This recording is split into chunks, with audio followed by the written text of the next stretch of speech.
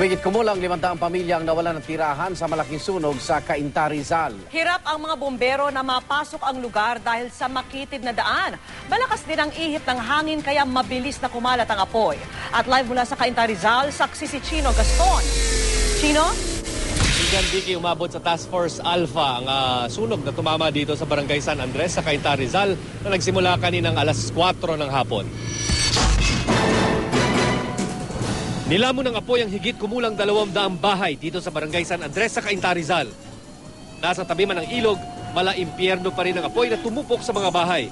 Makapal at maitim na usok ang ibinuga ng apoy na nagsimula dakong alas 4 ng hapon. Hirap ang mga bombero na mapasok ang lugar dahil sa makitid na daan. Malakas din ang ihip ng hangin kaya mabilis na lumaki at kumalat ang sunog. Humigit kumulang 500 pamilya ang nawalan ng tirahan. Ang mga residente, kanya-kanyang buhat ng mga gamit sa pangambang abutin ng apoy ang kanilang mga bahay. Pero ilan, hindi pinalad at walang nailigtas. Bilis ba dumating yung mga bombero? Mabilis lang, 30 minutes, pero hindi talaga na kayang dahil malakas ng impact ng hangin. Ang declaration namin 200 more or less, no? Pwedeng tumaas sa 200. Pwedeng bumaba. So family siguro kung ita-times natin sa per house ang bilang ng bawat tao baka mga 5 o 6.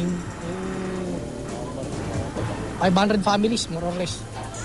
Ang mga nawalan ng bahay pansamantalang tumutuloy sa isang elementary school na malapit sa lugar.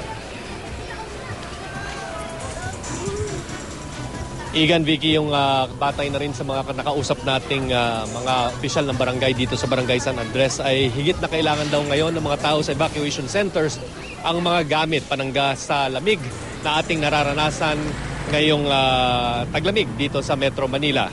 At live mula rito sa Cainta, Rizal, ako si Chino Gaston, ang inyong saksi.